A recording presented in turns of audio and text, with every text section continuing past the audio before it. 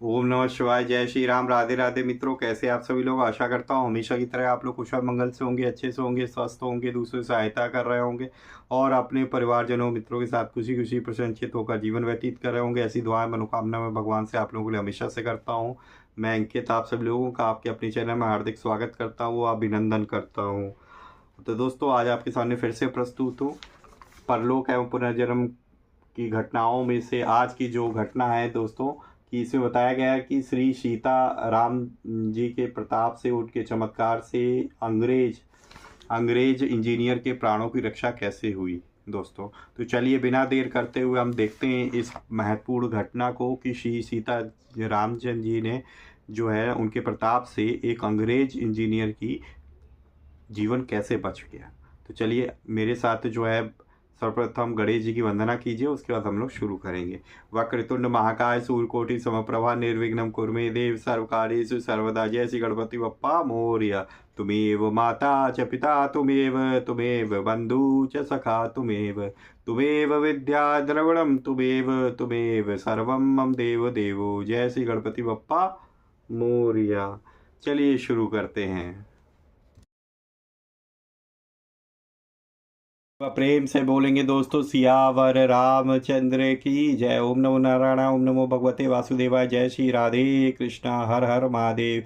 जय सीताराम हनुमान जी, जय गुरुदेव जी, जय शिव पार्वती माता की जय। चलिए आप लोग भी मन लगा के भगवान का सुनिए। मैं आपको सुनाता हूँ आज की सत्य घटना कि किस तरीके से श्री सीताराम जी ने अंग्रेज इंजीनियर के प्राणों की रक्षा की। उदासीन संप्रदाय के महान संत स्वामी श्री रमेश चंद्र जी महाराज ने एक बार अपने गीता प्रवचनों के दौरान एक अंग्रेज इंजीनियर के जीवन की श्री राम भक्ति के प्रत्यक्ष चमत्कार की घटना सुनाई थी। वह अंग्रेज इंजीनियर उन्हें बिहार में साधु वेश में विचरता हुआ मिला था। स्वामी जी ने बताया कि एक अंग्रेज इंजीनियर ऑफिसर को कासाय वस्त्रधारी परम वैष्णव साधु के वेश में देखकर मुझे बड़ा आश्चर्य हुआ और मैंने उसे अपने पास बैठाकर पूछा, महाराज आपके जीवन में यह अद्भुत परिवर्तन कैसे हुआ। उत्तर में वह फूट फूट कर रोने लगा और लंबी सांस लेकर बोला, हाय मैंने धर्म भूमि भारत में जन्म नहीं लिया। मेरा इतना समय व्यर्थ ही बीत गया जो मैंने श्री सीताराम जी का भजन नहीं किया। फिर उसने मुझे अपने जीवन की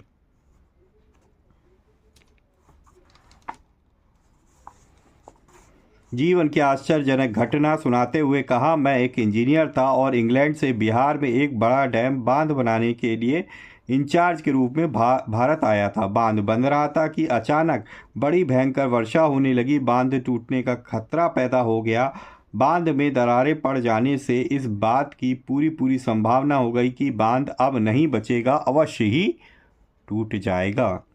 मैं बांध के टूटने पर अपनी और अपने देश की बदनामी के डर से उदास और हताश हो गया था। एक दिन मैं इसी चिंता में निमग्न बांध पर टहल रहा था कि देखा कि बांध पर काम करने वाला पूर्विया मजदूर बांध से कुछ दूरी पर गाना बजाना कर रहे हैं। मैं यह जानने के लिए कि यह सब मिलकर क्या कर रहे हैं उनके पास गया। उन पूर्वियों ने उस स्थान पर एक छोटा सा मंदिर बना रखा था। उसी के सामने खड़े होकर वे सब लोग तन्मय होकर गाना बजाना कर रहे थे।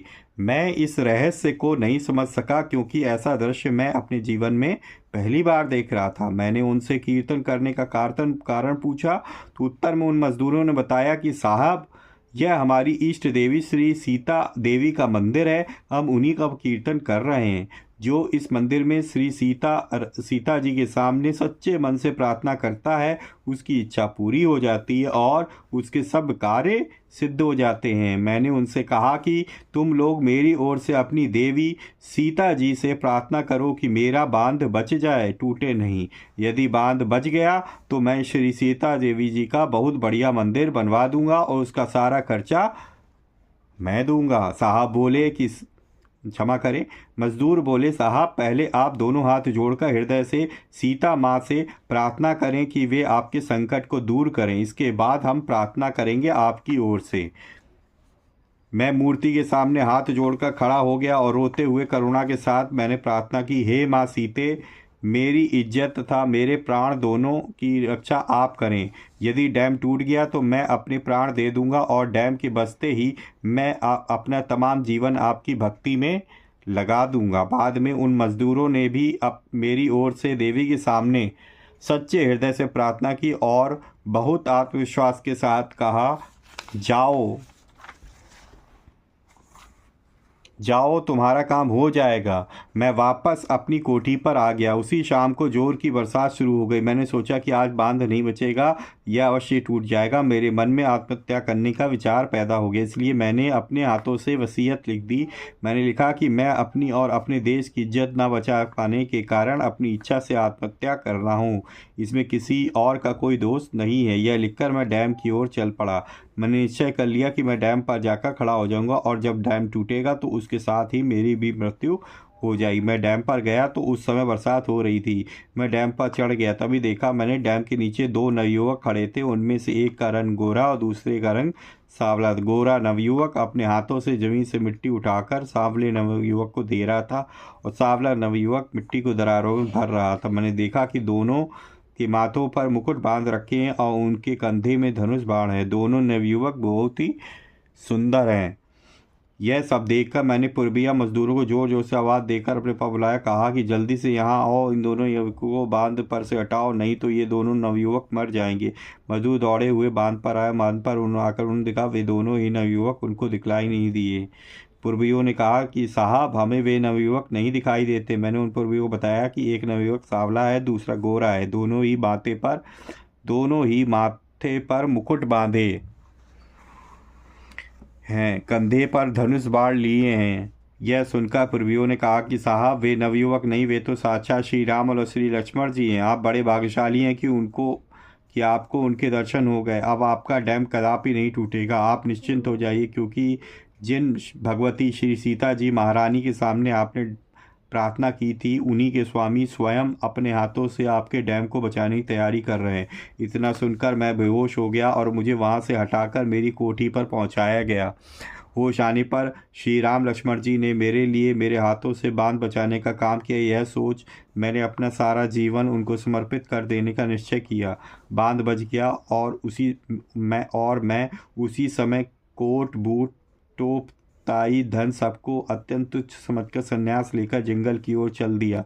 अब मैं हर समय श्री सीताराम जी का भजन करता हूँ और जो कोई मुझे मिलता है उसे हाथ जोड़कर यही प्रार्थना करता हूँ, माई चाइल्ड प्लीज से सीताराम, मेरे बच्चे कृपा कर सीताराम कहो। श्री सीताराम जी के शब्द कहने से, उनका नाम लेने से मुझे अपार शांति मिलती है, प्रसन्नता होती है। दुख है तो मुझे इसी बात का कि मैंने इस परम पुण्य भूमि भारत में पहले से जन्म क्यों नहीं लिया। मेरा इतना जीवन श्री सीताराम जी के भजन किए बिना ही व्यर्थ क्यों चला गया। एक बार प्रेम से बोलिए दोस्तों, सियावर रामचंद्र की जय। गदापति हनुमान जी की जय। बोलो श्री राधे कृष्ण। तो दोस्तों, देखा आप लोगों ने इस सत्य घटना कितनी बढ़िया और विचित्र थी कि हृदय को छू गई, कि किस तरीके से अंग्रेज इंजीनियर की करुण वेदना को सुनकर, करुण पुकार को सुनकर श्री सीता माँ जी ने स्वयं जो है श्री राम लक्ष्मण जी को भेजकर जो है डैम को बचाया। और उसकी भक्ति देखिए कि उसने तुरंत ही सब कुछ त्याग दिया और सन्यासी बन गया और हमेशा बोलता रहा कि ये मेरा दुर्भाग्य है कि मैं इस करुण भारत भूमि में पैदा नहीं हुआ।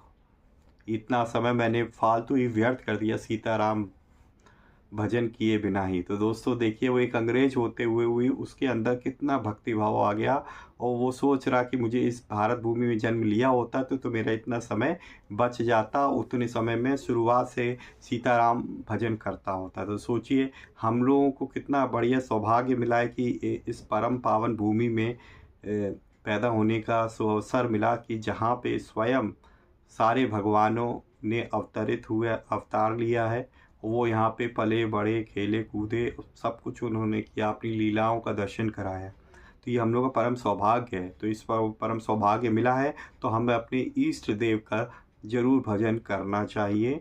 और भले ही आप 5 मिनट के लिए करें, जितना भी समय है, पर अपने इष्ट देव को ज़रूर याद करें। अगर आपको वीडियो अच्छी लगी है तो प्लीज़ वीडियो को लाइक करना ना भूलें और ज़्यादा से ज़्यादा अपने परिजनों और मित्रों के साथ ज़रूर शेयर करें, ताकि इस पर्टिकुलर वीडियो से वो भी बहुत अच्छी इन्फॉर्मेशन जान सकें और सीताराम भजन करने में अपना मन लगाएं, अपने इष्ट देव को याद करने में मन लगाएं।